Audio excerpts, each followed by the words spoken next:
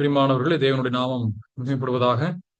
நாம் தொடர்ந்து கடந்த வாரத்திலே நாம் சிந்தித்து நிறைவு செய்துள்ள நெகேமியாவினுடைய புத்தகம் 8வது அதிகாரம். அதை தொடர்ந்து நாம் இன்றைக்கும் அதே அதிகாரத்தினுடைய மீதி பகுதியை இன்றைக்கு நாம் தியானிக்க இருக்கின்றோம். தேவன் தாமே நம்மோடு பேசுவாராக. 8ஆம் அதிகாரத்தை நாம் வாசிக்கும் பொழுது கடந்த வாரத்தில் நாம் நிறுத்தியது நாம் அதனுடைய 7வது வசனம் வரைக்குமாக நாம் தியானித்தோம். அதனுடைய பகுதியை நாம் தியானித்து நிறைவு செய்தோம் என்றுதான் நம்புகின்றேன். இந்த அதிகாரத்தை நெகேமியா 8ஆம் அதிகாரத்தை 3 பகுதிகளாக நாம் பிரிக்க முற்பட்டோம். கடந்த வாரத்திலே நான் அதனை சொன்னபோது 3 பிரிவுகளாக அதனை சொன்னேன். முதலாவதாக ரீடிங் ஆஃப் த வேர்ட். முதல் 8 வசனத்தை வாசிக்கும் பொழுது the reading of the word, வேத வசனத்தை அவர்கள் வாசிக்கிறார்கள். இரண்டாவதாக 9 முதல் 12 வரைக்குமாக நீங்கள் வாசிக்கும் பொழுது the response to the word, வேத வார்த்தைக்கு அவர்கள் கொடுக்கக்கூடிய பதில், வாசிக்கப்பட்ட வேத வார்த்தைக்கு எப்பேற்பட்ட ஒரு பதிலை அவர்கள் சொல்கிறார்கள் அல்லது எப்பேற்பட்ட பிரதிபலிப்பை காண்பிக்கிறார்கள் என்பதுதான் அதனுடைய 2வது பகுதி. மூன்றாவதாக இருக்கக்கூடியது 13 முதல் 18 வரைக்குமாக இருக்கக்கூடிய வசனத்தை நாம் வாசிக்கும் பொழுது த ரிஜாய்சிங் இன் த வேர்ட், அந்த வார்த்தையிலே அவர்கள் சந்தோஷித்து அவர்கள் களி கூர்ந்து மகிழ்கிறார்கள் என்பதுதான் 3வது பகுதியாக இருக்கிறது.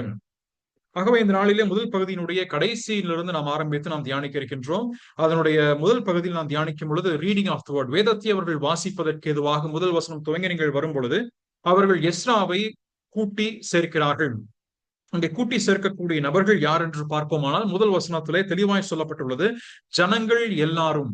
ஜனங்கள் எல்லாரும் ஏறக்குறைய 10 முறை இந்த குறிப்பிட்ட வார்த்தை எல்லா ஜனங்களும் அல்லது ஜனங்கள் எல்லாரும் என்ற வார்த்தை, ஆல் த பீப்புள் என்ற வார்த்தை இந்த அதிகாரத்திலே ஏறக்குறைய 10 முறை வந்திருக்கிறது. நீங்கள் நான் சுட்டி காண்பித்தேன், ஒருவேளை கவனித்திருப்பீர் என்றுதான் நம்புகின்றேன். முதல் வசனம், 3வது வசனம், 5வது வசனத்திலே 3 முறை மற்றும் 6வது வசனம், 9வது வசனத்திலே 2 முறை, 11ம் 12வது வசனம் ஆகிய இந்த 10 வசனத்திலே ஏறக்குறைய அந்த 10 முறை நீங்கள் வாசிக்கும் பொழுது த ஃப்ரேஸ் ஆல் த பீப்புள், எல்லா ஜனங்களும் அல்லது சகல ஜனத்தாரும் என்ற வார்த்தை இவ்விடத்திலே கூடி வந்திருக்கிறதை நாம் காண முடியும். ஆகவே எல்லா ஜனங்களும் ஒரு மனுஷனை போல as one man they gathered. ஆனால் கூடி வந்திருக்கிறதை நோக்கத்தை நாம் பார்க்கும் பொழுது ஏதோ ஒரு வேடிக்கைக்கோ விளையாட்டு பொருளுக்கோ அல்லது பொழுதுபோக்கு அம்சத்திற்காக அவர்கள் கூடி வரவில்லை. மாறாக அவர்கள் தேவனுடைய வசனத்தை கேட்க வேண்டும், தேவனுடைய வசனம் அதனை வாசிக்க வேண்டும், அங்கே சொல்லப்படக்கூடிய வார்த்தையை நாங்கள் இப்பொழுது கூர்ந்து கவனிக்க வேண்டும் என்ற ஒரே நோக்கத்திலே அவர்கள் கூடி வந்திருக்கிறார்கள். ஏனென்றால் முதல் வசனத்திலே சொல்லப்படும் பொழுது அவர்கள் நியாயப்பிரமாண புஸ்தகத்தை கொண்டு வர வேண்டும் என்று வேத பாரகனாகிய எஸ்ராவுக்கு சொன்னார்கள். இது இவர்களுக்கு கட்டளையிடப்பட்ட வார்த்தை அல்ல, அல்லது வேறொருவர் சொன்ன வார்த்தையும் அல்ல. நெகேமியா என்ற தலைவன் இவர்களுக்கு கட்டளையாக பிறப்பித்து நீங்கள் எல்லாரும் வேதத்தை வாசிக்க வேண்டும் என்று சொல்லப்பட்டதும் அல்ல. மாறாக இந்த குறிப்பிட்ட ஜனங்கள் அங்கே அமெரிக்கையாக அல்லது சமாதானத்துடன் சந்தோஷத்துடன் தங்களுடைய பட்டணங்களிலே குடி புகுந்த நேரத்திலே அங்கே எல்லா ஜனங்களும் சேர்ந்து வேத வசனத்தை வாசிக்க வேண்டும் என்று அவர்கள் விரும்பினார்கள். They all wanted to read the word of God together when they have been settled in the cities, in their own places. தங்களுடைய இடங்களிலே அவர்கள் கூடி வந்திருந்த நேரத்தில் தேவனுடைய வசனத்தை, அதனுடைய விளக்கத்தை அவர்கள் கேட்க வேண்டும் என்று விரும்பினார்கள். சரியான ஒரு நபரை, எஸ்ரா என்ற நபரை அவர்கள் அதற்கென்று பணி அமர்த்துகிறார்கள். அதற்கு எதுவாக அவர்கள் அதற்கு கொண்டு வந்து அந்த நபரை அவர்கள் வாசிக்க வேண்டும் என்று விரும்பினார்கள். இதுல நான் சொன்ன பொழுது நெகேமியா என்ற நபர் இருக்கிறார், கூட அநேக ஆசாரியர்கள் இருக்கிறார்கள், அநேக நபர்கள் இருக்கிறார்கள், தலைவர்கள் இருக்கிறார்கள், லேவியர்கள் இருக்கிறார்கள். ஆனால் இவர்கள் அனைவரும் இருந்த போதும் கூட இவர்கள் ஒருவரும் அங்கே பிரசங்கிப்பதற்கோ அல்லது இருக்கக்கூடிய கூட்டத்திலே வேத வசனத்தை வாசிப்பதற்கோ அழைக்கப்படவில்லை. மாறாக எஸ்ரா என்று சொல்லக்கூடிய வேதத்திலே தேறினவனாக இருக்கக்கூடிய, படிக்கும் வேத வசனத்தை பின்பற்றக்கூடிய மனிதனாக இருக்கின்ற எஸ்ராவை அவர்கள் தெரிந்து கொண்டு அந்த வசனத்தை கற்றுக் கொடுக்கும்படியாக சொல்கிறார்கள். அந்த எஸ்ரா வந்து வேத வசனத்தை காலை துவங்கி மதியம் வரைக்குமாக almost 6 hours they have been reading the word of God together. வேத வசனத்தை 6 மணி நேரங்கள் அவர்கள் ஒன்றாய் சேர்ந்து அந்த இடத்திலே வாசிக்கிறதையும் நான் சுட்டி காண்பித்தேன். பகல் துவங்கி மதியம் வரைக்குமாக அவர்கள் வாசிக்கிறார்கள். அதன் பின்பதாக நாம் போன வாரம் நான் நிறுத்தியது என்னவென்றால், அதனுடைய வேத வசனத்தை வாசித்த பின்பதாக வாசிக்கும் பொழுது கூட இருக்கின்ற ஜனங்கள் இருபுறமாக அங்கே இருக்கக்கூடிய நபர்கள், நீங்கள் 7வது வசனத்தை வாசிக்கும் பொழுது யெசுவா, பானி, செரபியா, யாமீன், அக்கூப், செபதாயை, ஓதியா, மாசையா, கேலிதா, அசரியா, யோசபாத், ஆனான், பெலாயா என்பவர்களும் லேவியரும் நியாயப்பிரமாணத்தை ஜனங்களுக்கு விளங்க பண்ணினார்கள். இவர்கள் எல்லாரும் என்று சொன்னேன் என்ன செய்தார்கள்? இவர்கள் எல்லாரும் அங்கே எஸ்ரா வேதத்தை படிக்கின்ற பொழுது இருபுறமுமாக எஸ்ராவிற்கு நிற்கிறார்கள். அந்த பிரசங்கி பீடத்திலே நின்று பேசும் பொழுது இவர்கள் நிற்கும் நேரத்தில் வேத வசனத்தை அவர்கள் வாசிக்கிறார்கள். வாசிக்கின்ற வேத வசனத்திற்கு இங்கே சூழ நிற்கக்கூடிய ஜனங்கள் ஒரு மதிப்பை தெரிவிக்கிறார்கள். They all paying a respect to the word of God when it was preached with an utmost authority.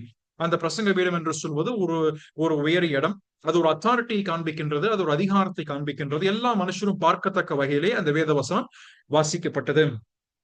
இதிலே முக்கியமாக நான் கடந்த வாரத்திலே சொல்லி நிறைவு செய்தது எதுவென்றால், அதனுடைய 8வது வசனத்திலே நீங்கள் வாசிக்கும் பொழுது 7-8 ஜனங்களுக்கு விளங்க பண்ணினார்கள். அதே போல 8வது வசனத்தை நீங்கள் வாசிக்கும் பொழுது விளங்க பண்ணினார்கள், ஜனங்களுக்கு விளங்க பண்ணினார்கள். நீங்கள் இங்கிலீஷ்ல வாசிக்க வேணுமானால் அந்த வார்த்தையானது caused the people to understand. இது முக்கியமாக இந்த அதிகாரத்தில் நீங்கள் வாசிக்கும் பொழுது ஏறக்குறைய 4-5 இடங்களிலே இந்த வார்த்தை விளங்க பண்ணினார்கள்.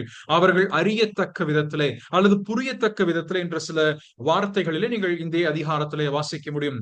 ஆகவே வேத வசனத்தை வாசிப்பது ஒன்று, அல்லது வேத வசனத்தை பிரசங்கிப்பது ஒன்று. ஆனால் அதே பிரசங்கிக்கக்கூடிய அந்த நபர்தாமே வேத வசனமானது மற்ற ஜனங்களுக்கு அல்லது தன்னை கேட்பவர்களுக்கு அந்த வார்த்தை புரியத்தக்க வகையிலே அதனை பிரசங்கிப்பதும் மிக முக்கியமாக இந்த இடத்திலே நான் சொல்ல வேண்டும் என்று விரும்புகிறேன். அதைத்தான் அவர்கள் செய்கிறார்கள். என்றால் வேதவசனத்தை இவர்கள் என்ன செய்தார்கள்? ஜனங்களுக்கு புரிய வைக்கிறார்கள். நியாயப்பிரமாணத்தை ஜனங்களுக்கு விளங்க பண்ணினார்கள். ஜனங்கள் அதே நிலையில் தான் நிற்கிறார்கள். ஆனால் படித்த வார்த்தையை புரிய வைக்க வேண்டும், இவர்களுக்கு கற்றுத்தர வேண்டும். ஒருவேளை இந்த வார்த்தை விளங்க பண்ணுதல் அல்லது அவர்கள் cause the people to understand என்ற இந்த வார்த்தை நமக்கு ஒருவேளை புதுமையாக தோன்றும். It may seem as if this is a new term that has been used or introduced in the book of Nehemiah. But let me point out some of the scriptures from the Old Testament before this, which we will all say that this causing to understand was already there. ஏற்கனவே இந்த குறிப்பிட்ட இந்த அர்த்தம் சொல்லுதல் அல்லது விளக்கமாய் எடுத்துரைத்தல் என்ற வார்த்தை பழைய ஏற்பாட்டிலே அநேக இடங்களில் வருகிறது. உங்களுக்கு சுட்டி காண்பிக்க வேண்டும் என்று விரும்புகிறேன். அதன் மூலமாய் இந்த விளங்க பண்ணுதல், பிரசங்கிப்பது மட்டுமல்ல, வேத வசனத்தை சொல்வது மட்டுமல்ல, அதனை விளங்க பண்ணுதல் எவ்வளவு முக்கியமானது என்பதை இதன் மூலமாய் நாம் கற்றுக்கொள்ள முடியும். உபாகமத்தினுடைய புத்தகம் 1 அதிகாரத்தை நீங்கள் வாசிக்கும் பொழுது அதனுடைய 5வது வசனம், Deuteronomy chapter 1 and verse 5, 5வது வசனத்தை நீங்கள் வாசிக்கும் பொழுது அங்கே யோர்தானுக்கு இப்புறத்தில் இருக்கக்கூடிய மோவாபின் தேசத்தில் மோசே இந்த நியாயப்பிரமாணத்தை விவரித்து காண்பிக்க தொடங்கி began to declare. அந்த declare என்ற வார்த்தைக்கு to explain, to expound என்ற வார்த்தை தான் ஆங்கிலத்திலும் அதே போல பல மொழியாக்கங்களிலும் பயன்படுத்தப்பட்டிருக்கிறது. He began to expound the scriptures. வேத வசனத்தை வாசிப்பது மட்டுமல்ல, அந்த வசனத்தினுடைய அர்த்தம், அதனுடைய ஆழம் என்ன மட்டுமல்லாமல் அதை அவருடைய வாழ்க்கையில எவ்விடத்திலெல்லாம் நடைமுறைப்படுத்த முடியும், படுத்த வேண்டும் என்பதை குறித்து இந்த மோசே இப்பொழுது கூற விளைகிறார். அந்த வார்த்தை தான் இங்கே சொல்லப்பட்டிருக்கிறது. He began to expound this law saying. கர்த்தரிவனமாய் சொல்லியிருக்கிறார். இதன் பின்பதாக நீங்கள் இதனை உங்களுடைய வாழ்க்கையிலே கடைபிடிக்க வேண்டும் என்று சொல்லி அவர் விளக்கி காண்பிக்கிறார். இரண்டாவதாக நீங்கள் வாசிக்கும் பொழுது லூக்காவினுடைய சுவிசேஷம் எல்லாருக்கும் நன்றாய் தெரிந்த விஷயம் தான். லூக்காவினுடைய சுவிசேஷம் 24ஆம் அதிகாரம் அதனுடைய 27வது வசனம், Luke chapter 24 and verse 27. அதுல வாசிக்கும் பொழுது ஆண்டவர் இயேசு கிறிஸ்து தன்னுடைய 2 சீடர்களுடைய கூட எம்மாவு என்ற ஊருக்கு அவர் பயணப்படுகிறார். அவர் பயணப்பட்டு போகும் நேரத்திலே அவர்களுக்கு நடக்கக்கூடிய சம்பவங்கள் அவர்களுக்கு புரிவதில்லை. ஆண்டவர் இயேசு கிறிஸ்துவுக்கு என்ன ஆனது என்று சொல்லி அவர்கள் திகைத்து போய் நிற்கும் அதே நேரத்திலே 27வது வசனத்திலே ஆண்டவர் இயேசு கிறிஸ்து சொல்லும் பொழுது, beginning with Moses and all the prophets, he interpreted to them in the scriptures that things concerning himself. He interpreted to them. அவர்களுக்கு மோசே முதற்கொண்டு தீர்க்கதரிசி ஆகமங்களிலும் தன்னை குறித்து எழுதியிருக்கிறவைகளை ஆண்டவராக இயேசு கிறிஸ்து தாமே அவர்களுக்கு விளக்கி காண்பித்தார் என்ற வார்த்தை பயன்படுத்தப்பட்டிருக்கிறது. 32வது வசனத்திலும் அதே வார்த்தை. இதனை சொல்லும் பொழுது நம்முடைய இருதயம் இதனை கேட்டு அதற்குள்ள நம்முடைய கொழுந்து விட்டு எரியவில்லையா என்றும் அவர்கள் கேட்கிறார்கள். அதுபோல அப்போஸ்தலருடைய வாழ்க்கையிலும் நீங்கள் பார்க்க முடியும். இதற்கு பின்பதாக ஆக்ட்ஸ் ஆஃப் அப்போஸ்தலர்ஸ் நீங்கள் வாசிக்கும் பொழுது நம்ம எல்லாரும் அறிந்த வசனம், அப்போஸ்தலர் நடவடிக்கைகள் 8ஆம் அதிகாரத்தினுடைய 30 முதல் 35 வரைக்குமாக, acts chapter 8 and verse 30 to 35 அதை நீங்கள் வாசிக்கும் பொழுது அவர்கள் கந்தாகி என்ற மந்திரியை வாசிக்கின்றோம். அவனுடைய ரதத்திலே இங்கே பிலிப்பு சேருகிறார். சேரும் பொழுது பிலிப்பு மந்திரியை பார்த்து கேட்கிறார், ஐயா, நீங்க வாசிக்கிற வேத வசனம் உங்களுக்கு புரிகிறதா, அதனுடைய அர்த்தம் தெரிகிறதா என்று கேட்கும் பொழுது அப்பொழுது அதனுடைய பதில், யாராவது எனக்கு விலக்கி சொன்னால்தான் இந்த வசனத்துடைய அர்த்தம் எனக்கு புரியும் என்று அவர் சொல்கிறார். அப்பொழுது பிலிப்பு அதனை விலக்கி காண்பிக்கிறார். அங்கே அவர் ரட்சிக்கப்படுகிறார், மனம் திரும்புதலுக்குள்ளாய் வழி நடத்தப்படுகிறார். அப்போஸ்தலர் நடவடிக்கைகள் 17ஆம் அதிகாரத்தை வாசிக்கும் பொழுதும் அதே போல 2 தீமோத்தேயு 2:15 வாசிக்கும் பொழுதும் இதே குறிப்பிட்ட அர்த்தத்தை அப்போஸ்தலனாகிய பவுலும் கூட நமக்கு முன் வைக்கின்றதை நாம் பார்க்கிறோம்.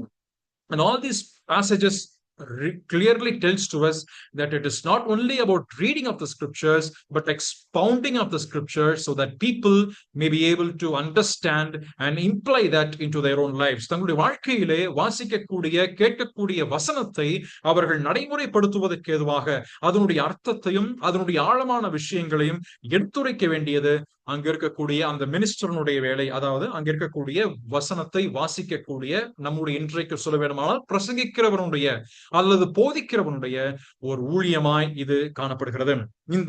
இதற்காக இவர்கள் விளங்கச் செய்ய வேண்டும் என்று சொன்னால் எவ்வளவு பிரயாசத்தை அவர்கள் எடுத்திருக்க வேண்டும். How much of effort that these people, including Ezra, could have taken to interpret the scriptures, to read for themselves, to interpret for themselves. அவர்கள் தங்களுக்கு இந்த வார்த்தைகளை அறிந்து கொள்வதற்கும் அதனுடைய ஆழங்களை அவர்கள் புரிந்து கொள்வதற்கும் எவ்வளவு மணி நேரத்தை அவர்கள் தங்களுடைய வாழ்க்கையில செலவிட்டிருப்பார்கள். அதை சற்று நாம் கற்பனை செய்து பார்த்தால் அது நமக்கு வியப்பாக தெரியும். இது இங்க நேரமெல்லாம் சொல்லப்படவில்லை. நாமவே அதனை சிந்தித்து பார்த்தால் நமக்கு புரிய வரும். ஒரு வார்த்தையை, ஒரு வசனத்தை நாம் புரிந்து கொள்வதற்கு, அதனுடைய ஆழங்களை கற்றுக்கொள்வதற்கு எவ்வளவு அதிகமான பிரயாசத்தை நாம் மேற்கொள்ள வேண்டியதாக இருக்கின்றது. அதனுடைய வசனம், அதனுடைய மூல அர்த்தம் என்ன, அதனுடைய சொல்லப்பட்ட அதனுடைய சூழ்நிலை என்ன, அதனுடைய பின்னணி என்ன, the word of God written in this context, why the original author has written that particular word in that particular sense, in that particular meaning, and what is the practicality of those words.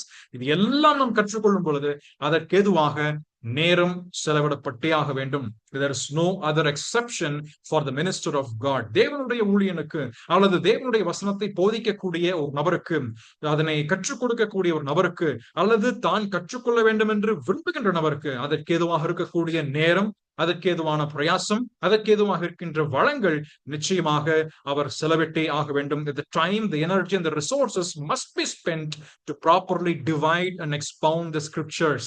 அதிக மணி நேரங்கள் நாம் இதற்கென்று செலவிட வேண்டும். இதெல்லாவற்றுக்கு மேலாக நிச்சயமாக தேவனுடைய வரம், ஆவியானவருடைய வரம் இது காணப்பட வேண்டும். அதை நான் மறுப்பே தெரிவிக்கவில்லை. ஆனாலும் நம்முடைய தனிப்பட்ட வாழ்க்கையிலே வேதத்தை கற்றுக்கொள்ள எவ்வளவு நேரம் நாம் இதில் செலவிடுகின்றோம்? How much of effort that we have put to understand the scriptures? Plainly we say that we do not understand the scriptures. We don't know what this verse says. நாம் எளிதாக இந்த குறிப்பிட்ட வேத வார்த்தை என்ன சொல்லுகிறது என்று தெரியல, இதனுடைய அர்த்தம் என்னவென்று தெரியவில்லை என்று சொல்லிவிடுகின்றோம். ஆனால் அந்த அர்த்தத்தை நாம் புரிந்து கொள்வதற்கு நாம் எவ்வளவு அதிகமான நம்முடைய நேரத்தையும், நம்முடைய பணத்தையும், நம்முடைய பலத்தையும், முயற்சியையும் நாம் செலவிட்டிருக்கின்றோம் என்பது மிகப்பெரிய ஒரு கேள்வியாக இருக்கின்றது. எவ்வளவு தூரம் நாம் செலவிட்டிருக்கிறோம்? அந்த வேத வசனம் சொல்லப்படக்கூடிய விதத்தில் நாம் அதனை புரிந்து கொள்ளக்கூடிய அர்த்தத்தை கண்டறிவதற்கு எவ்வளவு நேரம் செலவிட்டிருக்கிறோம்? இது முக்கியமானது.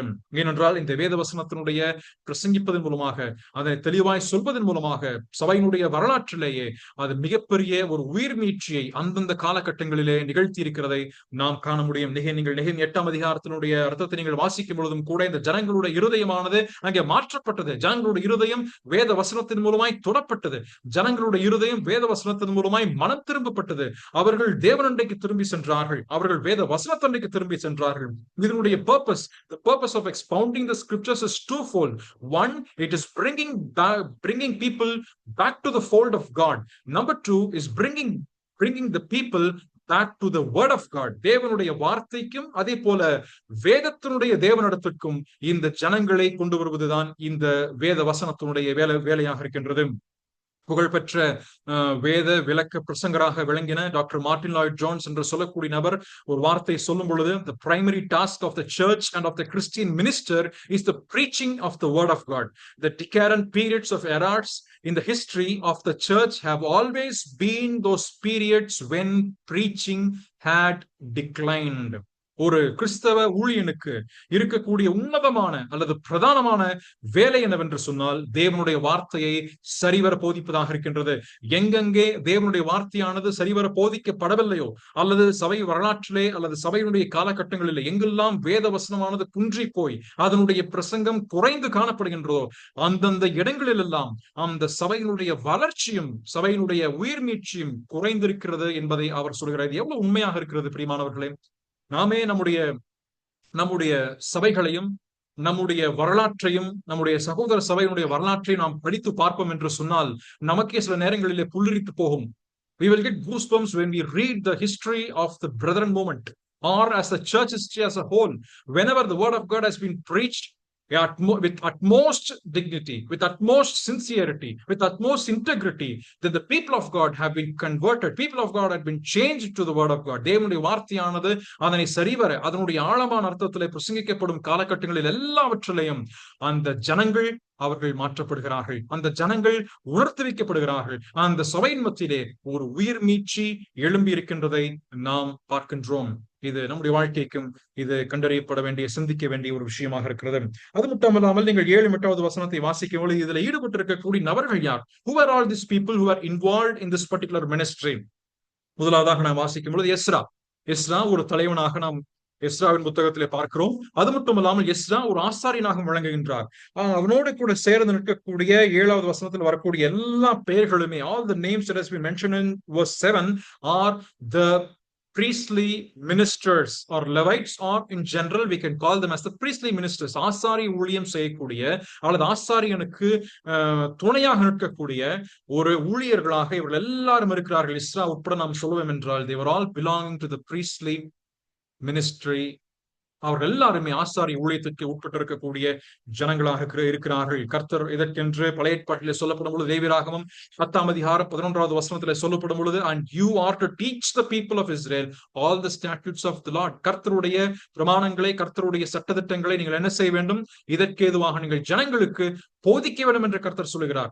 மல்கியாவின் புத்தகம் 2ஆம் அதிகாரம் 7வது வசனத்தை நாம் வாசிப்போமானால் அதிலே ஆசாரியனுடைய உதடிலே ஜனங்கள் அறிவை தேடுவார்கள். People will search for the knowledge in the lips of the priest.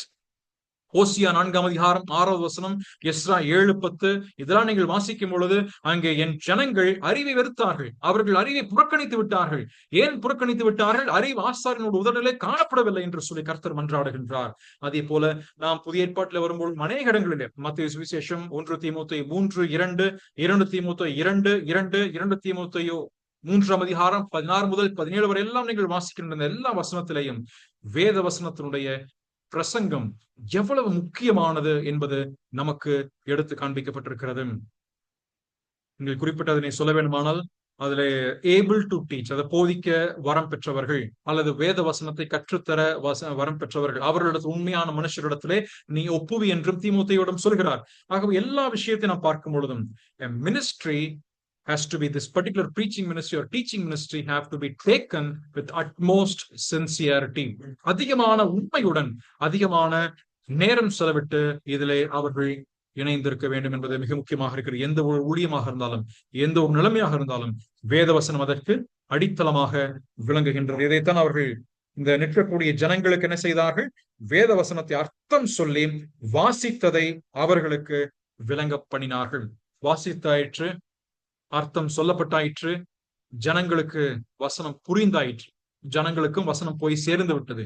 இப்பொழுது நாம் பார்க்கக்கூடிய இதனுடைய பதில், இதனுடைய ரியாக்ஷன், இந்த பிரசங்கித்த அந்த வசனத்திற்கு ஜனங்களுடைய பதில் எப்படி இருந்தது? the reaction to the word.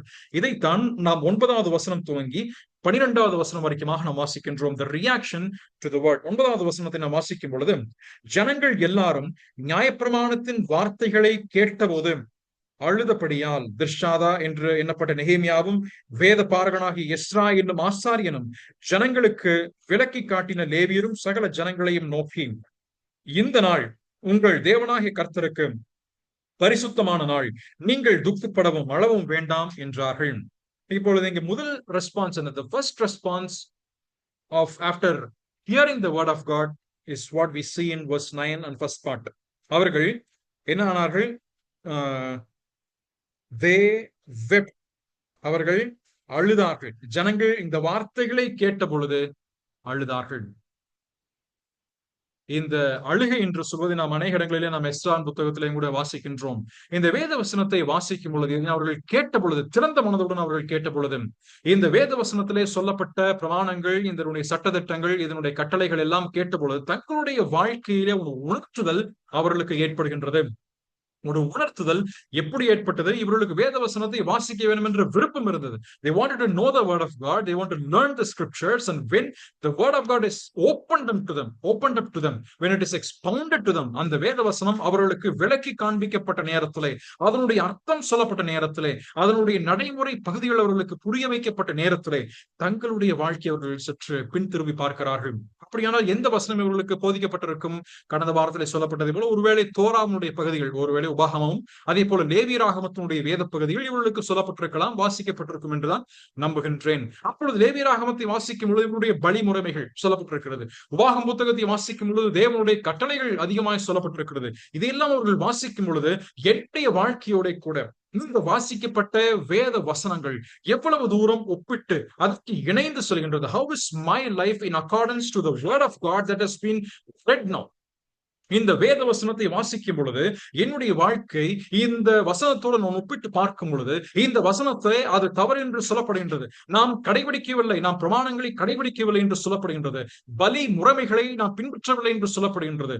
நாம் நம்முடைய ஊரிலே, நம்முடைய சொந்த ஊரிலே நாம் வசித்திருந்த போதும் கூட, நம்முடைய வீடுகளிலே நாம் தங்கியிருந்த போதும் கூட, நம்முடைய எருசலேம் நகரத்திலே நாம் குடியிருந்த போதும் கூட நாம் இந்த பிரமாணங்களை பின்பற்றவில்லையே. I have been failing in this particular matter, and that is why the conviction that is the conviction that they have received in their life. அவர்கள் வாழ்க்கையில் இந்த பிரமாணங்களை ஒப்பிட்டு பார்க்கும் பொழுது எல்லாம் இல்லை என்று சொல்லப்படும் பொழுது அவர்களே அறியாமல் அவர்களுக்கு கண்ணீர் வந்தது. அதனாலதான் அழுகிறார்கள் அவர்கள். they were all weeping more, அதிகமாய் கண்ணீர் விட்டு அழுகிறார்கள். ஏன்? they were all convicted by the word of God. நீங்கள் வேத வசனத்தில் வாசிக்கும் பொழுது 2 ராஜாக்கள் 22 அதிகாரத்துடைய 11வது வசனத்தை வாசிக்கும் பொழுது 2 Kings chapter 22 and verse 11, இதை அவர்கள் வாசிக்கும் பொழுது அங்கே நடைபெற்ற சம்பவம் என்ன? 2 Kings chapter 22 verse 11, 11வது வசனத்திலே, ராஜா நியாயப்பிரமாண புஸ்தகத்தின் வார்த்தைகளை கேட்ட பொழுது தன் வஸ்திரங்களை கிழித்துக் கொண்டு, யோசியா ராஜா வாழ்க்கையில் நடைபெற்ற சம்பவம், வேத வசனத்தை அவர்கள் வாசிக்கிறார்கள். வாசித்த பொழுது தன் வஸ்திரங்களை அவன் கிழித்து விட்டான். எதற்காக? அந்த தன்னுடைய அவல நிலைமை புரிந்து போய்விட்டது. He understood the way that he and his own people have been living thus far. தன்னுடைய சொந்த ஜனங்களும் தன்னுடைய வாழ்க்கையில் இருக்கக்கூடிய, தன்னுடைய ராஜ்யத்தில் இருக்கக்கூடிய ஜனங்களும் வாழ்ந்திருக்கக்கூடிய வாழ்க்கையை அவன் பார்த்த பொழுது முற்றுமாய் அவன் உருக்குலைந்து போய்விட்டான். He completely was broken down. முற்றுமாய் உடைந்து போன நிலைமையிலே அவன் வந்து சேர்கிறான். 2 ராஜாக்கள் 22:19 வாசிக்கும் பொழுதும் அதே போல ஆண்டவர் சொல்லும் பொழுது, you have torn your clothes, உன்னுடைய வஸ்திரங்களை நீ கிழித்து எனக்கு முன்பதாக நீ கண்ணீர் விட்டு அழுதாய், நான் உன் சத்தத்தை கேட்டிருக்கிறேன் என்று ஆண்டவர் சொல்கிறார். எஸ்ராவின் புத்தகம் 10ஆம் அதிகாரம் 1 வசனத்தை வாசிக்கும் பொழுது, எஸ்ரா ஜெபித்து பாவ அறிக்கை செய்த பொழுது அங்கே ஜனங்கள் கண்ணீர் விட்டு தங்களை அவர்கள் மனம் திரும்பி அவர்கள் பாவ அறிக்கை அவர்கள் செய்ய ஆரம்பிக்கிறார்கள். பிரியமானவர்களே, எங்கெங்கே மனம் திரும்புதல் ஏற்படுகின்றதோ, எங்கெல்லாம் ஜனங்கள் பாவ உணர்வடைந்து அங்கே மனம் திரும்புதலுக்குள்ளாய் வழிநடத்தப்படுகிறார்களோ, அங்கே ஜனங்களுடைய வாழ்க்கையானது உயிர் மீட்சி அடைகின்றதை நாம் காண்கின்றோம். Wherever we read that the people have been convicted of their own sins, have been repenting of their own sins and started with the confession of their own sins, there comes the fruit of revival. அங்கேதான் உயிர் மீட்சி என்று சொல்லக்கூடிய ஒரு கனி பிறக்கின்றது. அதைத்தான் இந்த வசனத்தில் வாசிக்கும் பொழுது அவர்கள் அழுகிறார்கள். இதற்காக தங்களுடைய வாழ்க்கையிலே தங்கள் நிலைமை பார்த்து அவர்கள் அழுகிறார்கள். நீங்கள் புதிய ஏற்பாட்டை வாசிக்கும் பொழுதும் கூட லூக்கா சுவிசேஷம் 22ஆம் அதிகாரம் 61 62வது வசனத்தை வாசிக்கும் பொழுது அங்கே கர்த்தர் பேதுருவை சற்று திரும்பி பார்க்கிறார். திரும்பி பார்த்த நேரத்தில் பேதுரு ஆண்டவர் சொன்ன வார்த்தையை அவர் நினைவு கூர்ந்து கண்ணீர் விட்டு அழுகிறான். அதே போல 2 கொரிந்தியர் 7ஆம் அதிகாரம் 9 10வது வசனத்தை வாசிக்கும் பொழுது, நீங்கள் உங்களுடைய வாழ்க்கையில நீங்கள் எப்படி துக்கத்தை அனுபவித்தீர்கள்? you have been you are grieved into repentance. நீங்கள் மனக்கு ஏதுவான ஒரு துக்கத்தை அனுபவித்திருக்கிறீர்கள். அதே போல ரோமர் 3ஆம் அதிகாரம் 20வது வசனத்துல வாசிக்கும் பொழுது, பாவத்தினுடைய அறிவு என்பது நியாயப்பிரமாணத்தின் மூலமாய் கிடைக்கப்பட்டது என்று சொல்லப்படுகிறது. ஒரு புறத்திலே அழுகை என்பது இருந்தாலும் கூட நான் மிக முக்கியமா இங்கே சுட்டி காண்பிக்க வேண்டிய விஷயம் என்னவென்றால், தேவன் மனம் திரும்புதலுக்குள்ளாய் ஒரு மனுஷனை ஒரு மனுஷியை நடத்த வேண்டும் என்று விரும்பும் நேரத்தில், when God wants to lead a person towards repentance, what is the primary tool that he uses? எந்த குறிப்பிட்ட உபகரணத்தை, ஒரு கருவியை ஆண்டவர் பயன்படுத்துகிறார்? ஒரு மனுஷன் அல்லது நாம் மனம் திரும்ப வேண்டும் என்று சொன்னால், நீங்களும் நானும் நம்முடைய வாழ்க்கையில மனம் திரும்ப வேண்டும் என்று சொன்னால் எதை பயன்படுத்துகிறார்? தேவனுடைய வார்த்தை. நான் வாசித்த எல்லா வசனத்தை நீங்கள் வாசிக்கும் பொழுது, லூக்காவானாலும் பழைய ஏற்பாடானாலும் சரி, புதிய ஏற்பாடானாலும் சரி, எல்லா வசனத்தையும் வாசிக்கும் பொழுதும் அங்கே தேவன் வேத வார்த்தையை அவர் பயன்படுத்துகிறார். அப்போஸ்தலனாகிய பேதுரு பெந்தெகோஸ்தே நாளிலே எழுந்து பிரசங்கிக்கின்றார். பிரசங்கித்து முடிக்கின்ற தருவாயிலே அங்கே யூதர்கள் கேட்கிறார்கள், ஐயோ நாங்கள் என்ன செய்ய வேண்டும்? What should we need to do towards or for our sins? நாங்கள் இழைத்த பாவத்திற்கு நாங்கள் என்ன செய்ய வேண்டும் என்று சொல்லி கேட்கிறார்கள். அங்கேயும் எது முக்கியத்துவப்படுகின்றது? வேத வார்த்தை தான் முக்கியத்துவப்படுகின்றது. நிச்சயமாக ஆவியானவருடைய செயல் உண்டு. ஆவியானவருடைய செயல்பாட்டை நான் அதனை புறக்கணிப்பதாக இல்லை. நிச்சயமாகவே ஆவியானவருடைய செயலும் ஆவியானவருடைய வல்லமையும் அங்கே ஈடுபட்டியாக வேண்டும். It is for sure that the Spirit of God have to work. The power of the Spirit of God have to work in the hearts of people. But how does the Spirit of God work? It is through the word of God. தேவனுடைய வார்த்தையின் மூலமாகத்தான் பரிசுத்த ஆவியானவரும் நிச்சயம் செயல்படுகிறார்.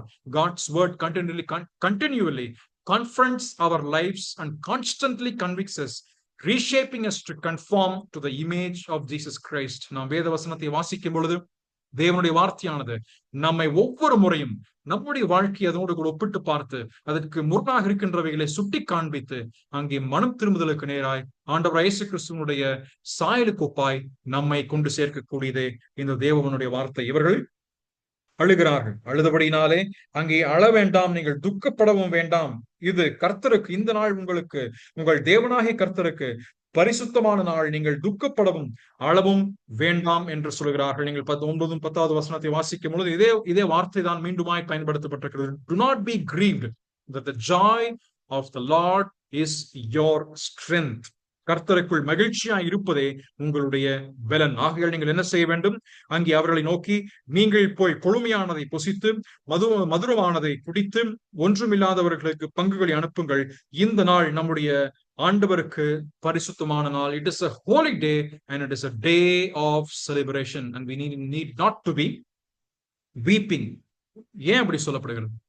அதனுடைய அர்த்தம் என்னவென்றால், வேதவசனம் இத்தனை நாட்களாக அவர்கள் மத்தியிலே காணப்படவில்லை. நியாயப்பிரமாணத்தினுடைய வார்த்தைகள் வாசிக்கப்படவும் இல்லை. அங்கே சத்தமானது கேட்கப்படவும் இல்லை. ஒன்று சேர்ந்து ஜனங்கள் அங்கே கூடி வரவும் இல்லை.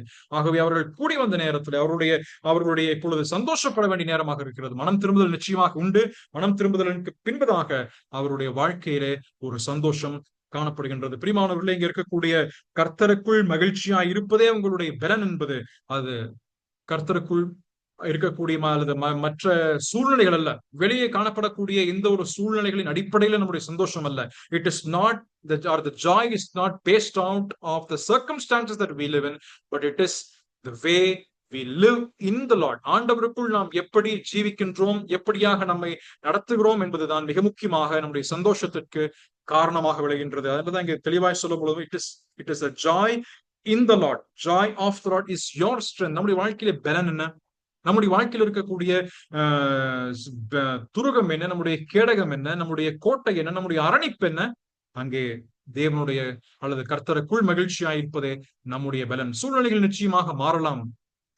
10 ஆண்டுகளுக்கு முன்பதாக சிறைவாசத்தில் இருந்த ஜனங்கள், 60 ஆண்டுகளுக்கு முன்பதாக சிறைவாசத்திலே சிறை கைதிகளாய் வாழ்ந்து கொண்டிருந்தவர்கள், அவருடைய சூழ்நிலை இப்பொழுது மாறி இருக்கின்றது. இதற்கு முன்பதாக இடிபாடுகளுக்குள் கிடந்திருந்த ஜனங்கள் அவர்களுடைய மதில்களற்றவர்களாக இருந்தார்கள். தங்களுடைய சொந்த வீட்டிலே குடியேறாத ஜனங்கள். ஆனால் இப்பொழுதோ அவருடைய வாழ்க்கை கட்டப்பட்டிருக்கின்றது. அவருடைய மதில்கள் பாதுகாப்பாக இருக்கின்றது. அவர்களுக்கு என்று வழிநடத்துவதற்கு ஒரு ராஜா அல்லது ஒரு தலைவன் இருக்கின்றார். இதெல்லாம் கிடைக்க பெற்ற போதும் கூட சூழ்நிலைகள் மாறினாலும், காலங்கள் மாறினாலும், இங்கே சொல்லப்படக்கூடிய வார்த்தை என்ன? நீங்கள் கர்த்தருக்குள் சந்தோஷமாக இருக்க வேண்டும். You need to be happy in the Lord. இதைத்தான் அவர் இங்கே சொல்ல வேண்டும் என்று இந்த 10வது வசனத்தில் 9, 10 அவர் நமக்கு எடுத்து சொல்கின்றதை நாம் வாசிக்கின்றோம். 11வது வசனத்துல வாசிக்கும் பொழுது இதே வசனத்தை லேவியர்கள் என்ன செய்கிறார்கள்?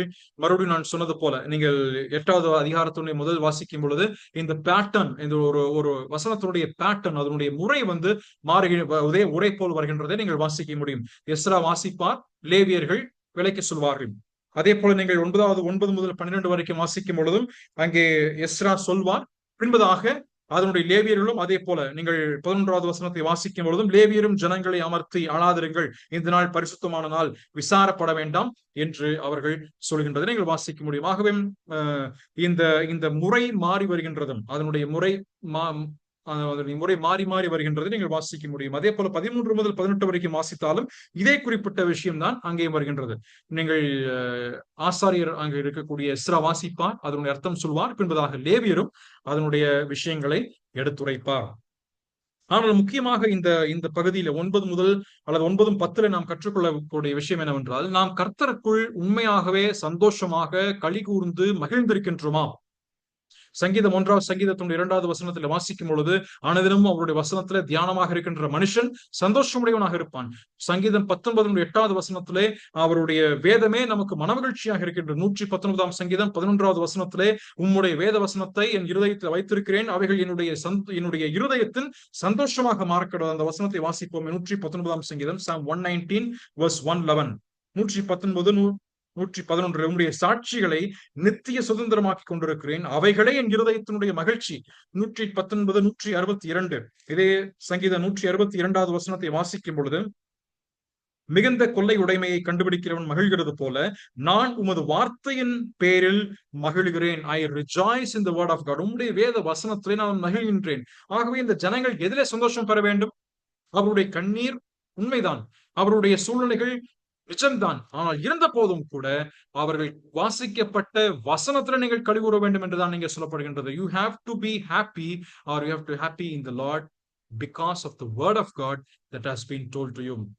ஆனால் அதே நேரத்துல இந்த வசனத்தை நீங்கள் 8 முதல் நீங்கள் அதை மன்னிக்கு 9 முதல் 12 வரைக்குமாக நீங்கள் வாசிக்கும் பொழுது, பரிசுத்தமும் அதே போல சந்தோஷமும் இந்த இரண்டும் ஒரே இடத்துல சொல்லப்பட்டிருப்பதை நீங்கள் வாசிக்க முடியும். 9வது வசனத்தை வாசிப்பீர்களானால், கர்த்தருக்கு பரிசுத்தமான நாள், நீங்கள் என்ன செய்ய வேண்டும்? சந்தோஷமாக இருக்க வேண்டும். அதே போல 10வது வசனத்தை வாசிக்கும் பொழுதும், இந்த நாள் நம்முடைய ஆண்டவருக்கு பரிசுத்தமான நாள், ஆகவே விசாரப்பட வேண்டாம், கர்த்தருக்குள் மகிழ்ச்சியாயிருப்பதே உங்களுடைய பலன். அதே போல 11வது வசனத்திலே அங்கே லேவியர் சொல்லும் பொழுதும் கூட, அழாதிருங்கள், இது பரிசுத்தமான நாள், விசாரப்பட வேண்டாம், அதாவது சந்தோஷப்படுங்கள் என்று சொல்லக்கூடிய வார்த்தை 3 முறை இந்த வசனங்களில் வருகின்றதை நீங்கள் வாசிக்க முடியும். அதே போல 12வது வசனத்தை வாசிக்கும் பொழுது, தங்களுக்கு அறிவிக்கப்பட்ட வார்த்தைகளை உணர்ந்து கொண்டபடியால், தங்களுக்கு சொல்லப்பட்ட வார்த்தையை அவர்கள் அதற்கென்ற அர்த்தத்தையும் அதனுடைய புரிதலும் அவர்களுக்கு வந்த பின்பதாக அவர்கள் அழுவதை நிறுத்திவிட்டு அவர்கள் புசித்து குடிக்கவும் பங்குகளை அனுப்பவும் மிகுந்த சந்தோஷம் கொண்டாடவும் போனார்கள். இது சொல்லப்படுகின்றது. ஆனால் 3 முறை இந்த 4 வசனங்களிலே இது பரிசுத்தமான நாள், சந்தோஷம், பரிசுத்தமும் சந்தோஷம். There is a holiness in one part and happiness in one on the other side. It goes together.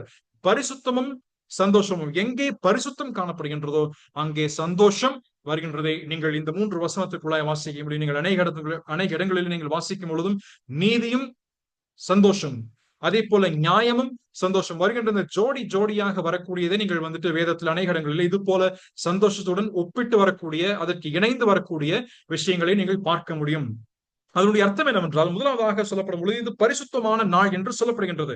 7வது அதிகாரத்தினுடைய 73வது வசனத்தை வாசிக்கும் பொழுது, when you read verse 73 of chapter 7, அதிலே அவர்கள் 7ஆம் மாதமான போது இஸ்ரேல் புத்திரர் தங்கள் பட்டணங்களிலே குடியேறினார்கள். அப்பொழுது இந்த மாதம் 7வது மாதம் என்று சொல்லப்படுவது என்ன?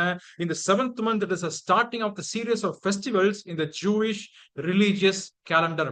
யூதர்களுடைய அவருடைய மத ரீதியாக இருக்கக்கூடிய அந்த கால அட்டவணையிலே இந்த 7ஆம் மாதம் என்று சொல்வது அது பண்டிகையினுடைய துவக்க நாட்களாக இது காணப்படுகின்றது. அதாவது இந்த 7ஆம் மாதம் இந்த சொல்லப்படக்கூடிய இந்த தேதி என்று சொல்வது it is starting of some festival, ஒரு குறிப்பிட்ட பண்டிகையினுடைய துவக்க நாட்களாக இருக்கின்றது. அந்த பண்டிகைக்குள்ளாக இதெல்லாம் வருகின்றது. அது அவர்களுடைய கூடார பண்டிகை, festival of feast of booth or the tabernacles or the tent, கூடார பண்டிகை ஒன்று வருகின்றது. அதோட கூட சேர்ந்து அந்த கூடார பண்டிகையினுடைய முடிவில் நீங்கள் வாசிக்கும் பொழுது அதனுடைய மகா பாவ பரிகார நாள் என்றும் அவர்களுக்கு வருகின்றது.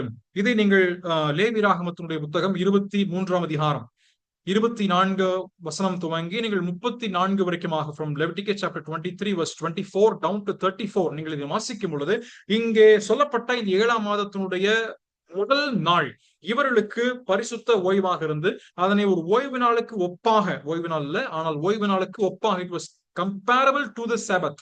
ஓய்வு நாளிலே அவர்கள் எப்படியாக அவர்கள் அமைதியாக இருந்து சந்தோஷத்துடன் மகிழ்ச்சியாக இருந்து கர்த்தருக்குள் நிலைத்திருக்க வேண்டுமோ அது போல் ஒத்திருக்கக்கூடிய ஒரு கட்டளை தான் லேவியராகமத்திலே இவர்களுக்கு இந்த 7ஆம் மாதத்தினுடைய 1ஆம் நாள் சொல்லப்பட்டிருக்கிறது. ஆகவே அதைத்தான் இங்கே இது பரிசுத்தமான நாள். It is the day of holiness or the day this day is holy unto the Lord. இந்த நாள் உங்களுக்கு பரிசுத்தமான நாள் என்று சொல்லி இங்கே எஸ்ரா அவர்களுக்கு சொல்லுகிறதை நாம் வாசிக்கின்றோம். இந்த நாளில் அவர்கள் எப்படி இருக்க வேண்டும்? இந்த நாள் துவங்கி அவர்கள் வரக்கூடிய அந்த அந்த வரக்கூடிய அடுத்த 7 நாட்களும் இவர்கள் எப்படி இருக்க வேண்டும்? இவர்கள் தங்களுடைய கூடாரங்களை விட்டு அவர்கள் இடம் பெயர்ந்து தங்கள் குடும்பத்தோடும் தங்களுடைய பிள்ளைகளோடும் தங்களுடைய இருக்கக்கூடிய எல்லா மக்களோடும் கூட சேர்ந்து அவர்கள் ஒரு குறிப்பிட்ட தனித்து ஒரு இடத்திற்கு சென்று அவர்கள் இந்த கூடார பண்டிகையை ஆசரிக்க வேண்டும்.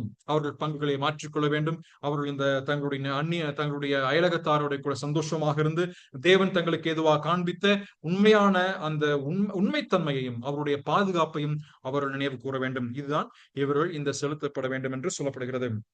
அதனால் அது நிமித்தமாகத்தான் இந்த பரிசுத்தமும் அந்த சந்தோஷமும் இவர்களுக்கு ஒரு சேர வருகின்றது. எங்கே தேவனுடைய பரிசுத்தம் காணப்படுகின்றதோ, எங்கே அந்த பரிசுத்தத்தினுடைய நிலைமை இருக்கின்றதோ, அங்கே சந்தோஷமும் கர்த்தருக்குள்ள இருக்கக்கூடிய மகிழ்ச்சியும் விளங்கும் என்பது நமக்கு மிக மிக முக்கியமாக இங்கே சொல்லப்படுகின்றது. ஆனால் இதெல்லாம் எப்படி வந்தது?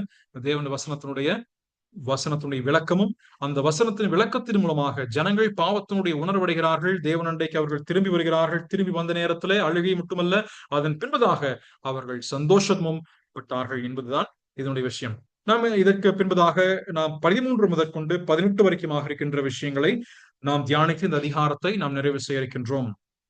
13 முதற்கொண்டு வேத வசனத்தினுடைய சந்தோஷம், the rejoicing in the word of God, verse 13 down to verse 18.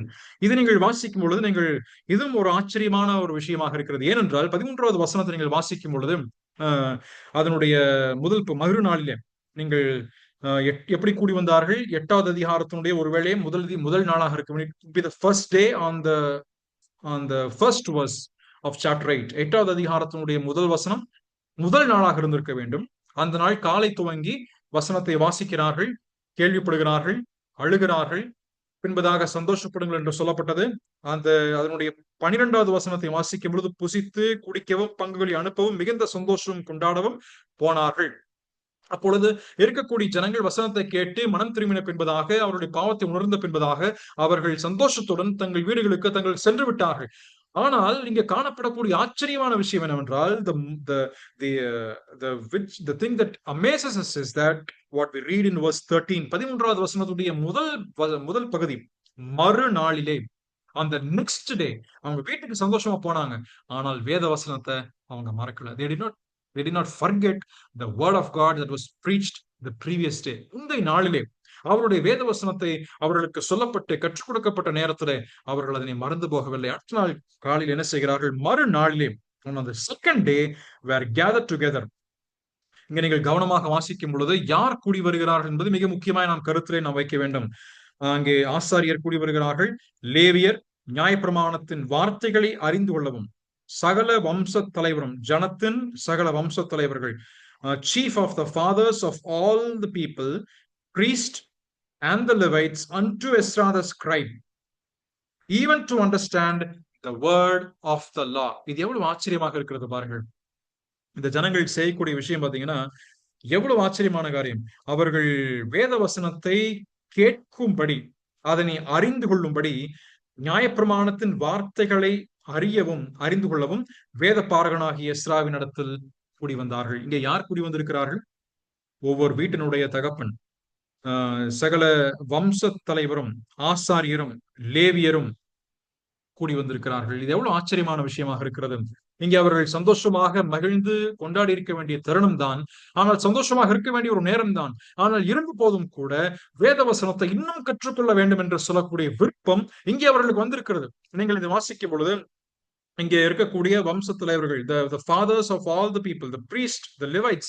அப்பொழுது ஒவ்வொரு பிரிவாக நாம் பார்க்கும்போது fathers of all the people ஒரு குடும்பத்தில் இருக்கக்கூடிய ஒருவன், அதே போல ஒரு தேசத்தை வழிநடத்தக்கூடிய ஒரு ஆசாரியன், அதே போல அந்த ஆசாரியனுக்கு உதவியாக இருக்கக்கூடிய லேவியர்கள், இவர்கள் கூடி வந்திருக்கிறார்கள். picture that we could see here. என்ன ஒரு சித்திரம் இங்கே நம்மளுடைய காட்சிக்கு முன் வருகிறதை பாருங்கள். ஏனென்றால் ஒரு குடும்பத்திலே வரக்கூடிய தலைவன் அவனுடைய நோக்கம் என்னவாக இருக்க வேண்டும்? நேற்றைய தினத்திலே எஸ்ரா மூலமாக, லேவியர் மூலமாக நாங்கள் கேள்விப்பட்ட வசனம் எப்படி இருக்கின்றது, அது எங்களுடைய வாழ்க்கைக்கு எவ்வளவு உணர்த்துதலாக இருந்தது. இன்றைக்கு நாங்கள் சில வசனத்தை கற்றுக்கொண்டு அதை எங்களுடைய குடும்பத்தாருக்கு நாங்கள் தெரிவிக்க வேண்டும். நாங்கள் சந்தோஷமாக இருக்கின்றோம், மனமகிழ்ச்சியாக இருக்கின்றோம், ஆனால் அதே வசனத்திலேயே இன்னும் சந்தோஷமாக இருக்க வேண்டும். We want to be more happy in knowing the scriptures. Knowing the scriptures will always give the happiness in the lives of these people. அதைத்தான் அவர்கள் சொல்லுகிறார்கள். இங்கே பிதாக்கள் வந்திருக்கிறார்கள். இரண்டாவதாக ஆசாரியர்கள் வருகிறார்கள். அதைத்தான் இரண்டாவதாக வாசிக்கும் பொழுது verse 13ல the priest வருகிறார்கள். அப்பொழுது priestக்கு என்ன வேதவசனத்தை எதற்காக தெரிய வேண்டும்? இன்னமுமாக ஏதாவது இன்னும் குறை இருக்கின்றதாம். இன்னமும் தேசத்தின் மத்தியிலே கர்த்தருடைய பிரமாணத்திலே நாம் எதையாவது விட்டு போய்விட்டோமா? அநேக ஆண்டுகளாக நாம் தேவனுடைய வார்த்தையை புறக்கணித்து விட்டோமே. அநேக வருஷமாக நாம் தேவனுடைய வார்த்தையை நாம் கழித்து விட்டு நாம் புறக்கணித்து அதனை ஒதுக்கிவிட்ட காரணத்தினாலே தான் நாம் தேவ தண்டனையை பெற்றிருக்கின்றோம். இங்கே இப்பொழுது இந்த நிலத்திலே ஆவிக்குரிய விதத்திலே எதெல்லாம் சீர்திருத்தம் பெற வேண்டும், எதையெல்லாம் மாற்றி அமைக்க வேண்டும், what are the things that has to be changed in the religious aspects of the people have to be changed now, and that is why priests have come to hear the word of God. And what about the Levites? லேவியர்களை குறித்து என்ன? லேவியர்களுக்கு என்ன தேவையாக இருக்கின்றது? அங்கே கர்த்தருக்கு ஏதுவாக பணிபடை செய்வதில்லை, ஆசாரியனோட கூட சேர்ந்து அவனுக்கு உதவியாக இருந்து கர்த்தருடைய வசனத்திலே எதையெல்லாம் இன்னும் பணிவிடை செய்ய வேண்டியதாக இருக்கின்றது, எதற்கெல்லாம் நாங்கள் இன்னும் கீழ்ப்படிய வேண்டும் என்பதை உணர்ந்து கொள்ளும்படியாக லேவியர்கள் கூடி வருகிறார்கள். இந்த மூன்று பிரிவில் இருக்கக்கூடிய ஜனங்களை பார்க்கும் பொழுது நான் நினைக்கிறேன் almost all the male or the leaders of the whole nation have gathered together to know the word of God. வேத வசனத்தை கற்றுக்கொள்ள வேண்டும் என்ற ஒரு வாஞ்சையோடு அவர்கள் கூடி வருகிறார்கள். பிரியமானவர்களே, இது நமக்கு ஒரு பாடத்தை கற்றுத் தருகின்றது. நாம் நம்முடைய குடும்பங்களை நடத்துவதற்கு, நம்முடைய சபைகளை நடத்துவதற்கு, நம்முடைய ஊழியங்களை நடத்துவதற்கு எவ்வளவு தூரம் வேத வசனத்தை கற்றுக்கொள்கிறோம், எவ்வளவு தூரம் வேத வசனத்தை கற்றுக்கொள்வதற்கான நேரம் நாம் செலவிடுகின்றோம். How much of effort, how much time that we spend, how much of money and resources that we spend to hear the word of God, to study the word of God, to meditate the word of God, and to apply the word of God. தேவனுடைய வசனத்தை வாசிக்க, அதை நேசிக்க, அதனை தியானிக்க, அதனை அபியாசம் செய்ய நாம் எவ்வளவு அதிகமான ஒரு பிரயாசத்தை நாம் மேற்கொள்கிறோம் என்பது இதன் மூலமாய் நாம் கற்றுக்கொள்கிறோம். இந்த ஜனங்கள் கூடி வந்து பின்பதாக 14 முதல் நீங்கள் கீழே வாசிக்கும் பொழுது இங்கேயும் கூட இந்த ரெப்படிஷன், இந்த 13 முதல் 18 வரைக்குமாக இந்த ஒரு ரெப்படிஷன், ஒரு மறுபடியும் வருகின்றதை நீங்கள் வாசிக்க முடியும். 13வது வசனத்திலே ஒரு டைம் ஃப்ரேம், செகண்ட் டே நீங்க வாசிக்க முடியும். 14வது வசனத்தை நீங்கள் வாசிக்கும் பொழுதும் கூடாரங்கள் என்று அங்கே சொல்லப்பட்ட ஒரு கட்டளை, மறுபடியும் 15வது வசனத்திலே கூடாரம், மறுபடியும் அதற்கு ஏதுவான ஒரு கீழ்ப்படிதல், மறுபடியும் 16வது வசனத்தை வாசிக்கும் பொழுது ஒரு கூடாரம், மறுபடியும் அங்கே ஒரு கீழ்ப்படிதல், 18வது வசனத்தை வாசிக்கும் பொழுது ஒரு காலக்கணக்கு, முதலாம் நாள் தொடங்கி கடைசி நாள் மட்டும். ஆகவே இதற்கு இடையிலே இந்த இரண்டு காலகட்டங்களுக்கு உட்பட்டு from the first day, then the second day, then verse 18 says the day by day, from the first day unto the last day, he read the book in the law of God. முதல் நாள் துவங்கி கடைசி நாள் பரியந்தமாக இந்த குறிப்பிட்ட வேதவசனத்தை வாசிக்கவும் அர்த்தம் சொல்லவும் தங்கள் வாழ்க்கையை திருத்திக் கொள்வதற்குமாக ஜனங்கள் கூடி வருகிறார்கள். இந்த ஒரு டைம் ஃப்ரேம் நமக்கு ஒரு ஆச்சரியத்தை ஏற்படுத்துகின்றது. அந்த நாள் முழுவதுமாக, அந்த வாரம் முழுவதுமாக, அந்த குறிப்பிட்ட காலம் முழுவதுமாக இவர்கள் வேத வசனத்தை கேட்கவும் கற்றுக்கொள்ளவும் தியானிக்கவும் அவர்கள் வருகிறார்கள். They rediscovered something that is important and have been missed out for many years. அநேக வருஷங்களாக அவர்கள் பின்பற்றாமல் போன விஷயத்தை இப்பொழுது கண்டுபிடிக்கிறார்கள். 14வது வசனத்தை வாசிக்கும் பொழுது, அப்பொழுது நியாயப்பிரமாணத்திலே இஸ்ரவேல் புத்திரர் 7ஆம் மாதத்தின் பண்டிகையிலே கூடாரங்களில் குடியிருக்க வேண்டும் என்று கர்த்தர் மோசேயை கொண்டு கற்பித்த காரியம் எழுதியிருக்கிறதை கண்டார்கள். இப்பொழுது என்ன கண்டுபிடிச்சாங்க? நீங்க 14-15 வாசிக்கும் பொழுது அது எப்படி சொல்லப்பட வேண்டும்? அவர்கள் காட்டு ஒளிவ கிளைகளையும் மிருதச் செடிகளின் கிளைகளையும் பேரீற்று மட்டைகளையும் அடர்ந்த மரக்கிளைகளையும் கொண்டு வாருங்கள் என்று சொல்லி அதனை ஜனங்களுக்கு பிரசித்தப்படுத்துகிறார்கள். அப்படியே ஜனங்கள் வெளியே போய் அவைகளை கொண்டு வந்து அவரவர் தங்கள் வீடுகளின் மேலும் தங்கள் முற்றங்களிலும் தேவனுடைய ஆலய பிரகாரங்களிலும் தண்ணீர் வாசல் வீதியிலும் எப்பிராயிம் வாசல் வீதியிலுமாக தங்களுக்கு கூடாரங்களை போட்டார்கள். அவர்கள் கூடாரங்களை போடுகிறார்கள். அப்பொழுது இங்கே நாம் வாசிக்கக்கூடிய முதல் விஷயம் என்ன? 14வது வசனத்தில் verse 14, that they have found written in the law which the Lord had commanded by Moses. இந்த கூடார பண்டிகையை அவர்கள் பின்பற்ற வேண்டும் என்று மோசே நியாயப்பிரமாணத்திலே எழுதியிருக்கின்றதை அவர்கள் காண்கிறார்கள். இப்பொழுது இருக்கக்கூடிய காலம் என்ன? What is the day, what is the time frame that we are now living in? இப்பொழுது வாழக்கூடிய காலம் என்ன? இது கூடார பண்டிகையை நாம் கொண்டாட வேண்டிய நேரம் இது. ஆனால் கூடார பண்டிகை கொண்டாடுவதற்கு பதிலாக, தேவன் நியாயப்பிரமாணத்திலே சொல்லப்பட்ட விஷயத்தை பின்பற்றுவதற்கு பதிலாக நாம் நம்முடைய வீடுகளிலே கொண்டாடி வருகின்றோம், வீடுகளிலே சந்தோஷமாக இருக்கின்றோம். ஆகவே இப்பொழுது அந்த நிலைமை மாற்றப்பட வேண்டிய ஒரு காலகட்டமாக இருக்கிறது. ஆகவே இப்பொழுது இதனுடைய சூழ்நிலைகள் மாற்றப்பட வேண்டியதாக இருக்கிறது. இப்பொழுது வேதவசனம் எதை சொல்கின்றதோ அதை பின்பற்ற வேண்டிய ஒரு காலமாக இருக்கின்றது என்று சொல்லி அவர்கள் கண்டறிகிறார்கள், அவர்கள் கண்டுகொண்டார்கள். ஏனென்றால் இங்கே லேவியராகமம் 23ஆம் அதிகாரம் 39 முதல் 43 வரைக்குமாக, Leviticus chapter 23 verse 39 down to 43 and Deuteronomy chapter 16 verse 13, இதை நீங்கள் வாசிக்கும் பொழுது அவர்கள் feast of booth, feast of tent, feast of tabernacle என்று அங்கே சொல்லப்படுகின்றது. கூடாரத்தினுடைய பண்டிகை அவர்கள் கொண்டாடுகிறார்கள். அதாவது சுக்கோத் என்ற இடத்திலே அவர்கள் வந்து சேர்ந்த பொழுது அங்கே அவருடைய வனாந்தரத்தினுடைய பயணத்தின் நினைவாக அந்த கூடார பண்டிகை அந்த காலகட்டங்களிலே கொண்டாடப்பட்டது. இந்த இந்த கூடார பண்டிகையானது இப்பொழுது சொல்லப்பட்ட இந்த காலத்துல 2 வாரங்கள், வருகின்ற அடுத்த 2 வாரங்களுக்குள்ளாக ஒவ்வொரு யூத ஆண்மகனும் இந்த குறிப்பிட்ட கூடார பண்டிகைக்கு ஏதுவாக இருக்கின்ற முயற்சியை செய்து அதற்கு ஏதுவான பிரயாசப்பட்டு அவர்கள் அதனை பின்பற்றி அந்த ஓலைகளை எடுத்துக்கொண்டு வந்து அதனுடைய மரங்கள், அதனுடைய மரப்பட்டைகள், பேரீச்சம் பெற மட்டைகள், மரக்கிளைகளை கொண்டு வந்து அவர்கள் கூடாரத்தை அமைக்க வேண்டும். They need to construct the tent first. அவர்கள் அந்த கூடாரத்தை முதலாவது கட்ட வேண்டும். இதைத்தான் கர்த்தர் அவர்களுக்கு சொல்லியிருக்கிறார். இது பொதுவாக செப்டம்பர் அக்டோபர் மாதம், 7வது மாதம் என்று சொல்வது நம்முடைய கணக்கின்படியாக செப்டம்பர் அக்டோபர் மாதத்திலே யூதர் முறைமையின்படியாக இன்றும் அவர்கள் கொண்டாடி வருகிறார்கள். இதை அவர்கள் கொண்டாடும் பொழுது அவர்கள் எதை நினைவு கூற வேண்டும்? What do they need to remember when they celebrate this feast of tabernacles? அவர்கள் எதனை நினைவு கூற வேண்டும்? முதலாவதாக தேவனுடைய உண்மையும் தேவனுடைய பாதுகாப்பும். 40 வருஷமாக வனாந்தரத்திலே ஆண்டவர் எங்களை வழிநடத்தி கொண்டு வந்தார். வனாந்தரத்திலே நாங்கள் தங்குவதற்கான இடம் ஒன்றுமில்லை. வனாந்தரத்திலே நாங்கள் கூடாரங்களில் நாங்கள் தங்கி இருந்தோம். ஆனால் அந்த கூடாரத்திலே கர்த்தர் எங்களுக்கு பாதுகாப்பை கொடுத்தார். கர்த்தருடைய உண்மையினாலே, அவருடைய வாக்குத்தத்தத்தின் நிறைவேறுதலின் பிரகாரமாக நாங்கள் இப்பொழுது இந்த இடத்திற்கு வந்தடைந்திருக்கிறோம். அதைத்தான் அவர்கள் சொல்ல விரும்புகிறார்கள். இரண்டாவதாக, the remembering God's provision. அவர்கள் வனாந்தரத்தினுடைய நாட்களிலே இருந்த பொழுது அவர்களுக்கு உணவு கிடைக்கப்பெறவில்லை. ஆனால் தேவன் தாமே வானத்தினுடைய மன்னாவினாலே அவர்களுக்கு போஷிக்கிறார். God has provided the God sent manna as well as the quail. அவர்களுக்கு காடைகளை கொடுத்து தேவனுடைய வானத்திலிருந்து வந்த உணவை கொடுத்து அவர்களை போஷிக்கிறார். எவ்வளவு அற்புதமாக தேவன் போஷித்ததை அவர்கள் நினைவு கூற வேண்டும். இதையும் அவர் நினைச்சு பார்க்கணும். ஆனா இப்பொழுது அநேக வருஷங்கள் உருண்டோடி விட்டது, அவர்கள் மறந்து போய் விட்டார்கள். பிரியமானவர்களே, இந்த ஜனங்களைப் போலதான் நம்முடைய வாழ்க்கையும் அநேக நேரத்தில் இருக்கின்றது. தேவனுடைய கட்டளைகள் பெரும்பாலான நேரத்தில் நம்முடைய கஷ்டமான நாட்களிலே, நாம் பிரயாசப்பட்டு வரக்கூடிய நாட்களிலே, நாம் உபத்திரவப்படக்கூடிய நாட்களிலே வேதவசனத்தை உறுதியாக பற்றிக் கொள்ள வேண்டும், பிடிக்க வேண்டும் என்று விரும்புகின்றோம். ஆனால் அதன் பின்பதாக நமக்கு சௌகரியங்கள் வரும் பொழுது, நமக்கு கம்ஃபர்ட் இருக்கும் பொழுது, நமக்கு பணம் அதிகமாய் பெருகி வரும் பொழுது நாம் தேவனுடைய வசனத்தையும் அவருடைய பிரமாணத்தையும் நாம் கட்டளைகளையும் நீதி நியாயங்களையும் பின்பற்றுவதை தவிர்த்து போடுகின்றோம். When we have nothing, when we are in troubles, when we are in trials and persecutions, we want to follow the Lord wholeheartedly. But when we are in abundance, when God blesses us with comfort, when God blesses us with money and wealth and everything, we tend to forget what the word of God really says and expects from each of our lives. நம்முடைய வாழ்க்கையில் எதை சொல்லுகின்றதோ அதை பின்பற்ற நாம் தவறி போகின்றோம். அதே போல இந்த ஜனங்களுக்கு இந்த பண்டிகை நினைவுபடுத்துவது கர்த்தருடைய உண்மையையும் கர்த்தருடைய வழிநடத்துதலும் போஷிப்புமாக இருக்கின்றது. நாம் ஒருவேளை இது போல நாம் சில கட்டளைகளை, வேதம் சொல்லக்கூடிய கட்டளைகளை நாம் மறந்து போகின்றோமா? நீங்க என்னன்றா இங்க நீங்க 15, 16 ஏற்கனவே வாசித்தோம். வாசித்த வசனத்திலே அவர்கள் புரிந்தார்கள். there was an implicit obedience to the word of God that has been read. வசனம் வாசித்த நேரத்திலே அதற்கு எந்த மறுப்பும் சொல்லல. There was no against to the word of God. வேதவசனத்தில் it was plain, it was cut and clear. அதன் தெளிவான முறையிலே வேதவசனம் சொல்லப்படுகின்றது. சொல்லப்பட்ட வசனத்தை அவர்கள் அப்படியே ஏற்றுக்கொண்டார்கள். கர்த்தர் சொன்னார், நீங்க கூடார பண்டிகை கொண்டாடணும். அவங்க என்ன சொன்னாங்க? ஆண்டவரே, நாங்க இப்படி இங்க கொண்டாடுறது, இப்பதான் நாங்க வந்துட்டு எருசலேம்ல நாங்க கூடி வந்திருக்கிறோம். இப்பதான் ஆண்டவர் எங்க வீட்டுக்கே நாங்க வந்திருக்கோம்.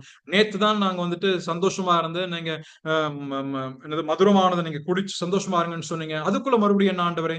இதெல்லாம் காரணங்களை சொல்வதற்கான நேரம் அல்ல. No reasoning, no justifying anything, but simply obeying to the spoken word of God. தேவனுடைய வார்த்தை என்ன சொல்லப்படுகின்றதோ அந்த வார்த்தை என்ன சொல்லுகின்றதோ அதற்கேற்ற வண்ணமாக கீழ்ப்படிவதே ஜனங்கள் அவர்கள் செய்கிறார்கள். இது நமக்கு ஒரு முன்மாதிரியாக இருக்க வேண்டும். நாம் அநேக நேரத்தில் தேவனுடைய வசனத்திற்கு நாம் சொல்லப்படும் பொழுது, நாம் அதனை பின்பற்ற வேண்டும் என்று நமக்கு சொல்லப்படும் பொழுது நாம் செய்யக்கூடிய விஷயம் என்ன தெரியுமா? ஆண்டவரே, இது இப்பொழுது வேண்டாம் ஆண்டவரே, இது பின்னாளில பார்த்துக் கொள்வோம் ஆண்டவரே, இது இப்பொழுது வேண்டாம், இது எனக்கு சுகமானதாக இல்லை, எனக்கு சௌகரியமாக இல்லை ஆண்டவரே. இதனுடைய வார்த்தை இது இஸ்ரவேல் ஜனங்களுக்கு சொல்லப்பட்ட வார்த்தை, இது எனக்கு பொருத்தமானதல்ல, இது சீஷர்களுக்கு சொல்லப்பட்ட வார்த்தை, இது நிருபங்களில் சொல்லப்பட்ட வார்த்தை என்று நம்மை நாமே சப்பக்கட்டு கட்டி வேத வசனத்தை ஒதுக்கி விடுகின்றோம். We tend to skip the scriptures. We tend to skip the commandments of God.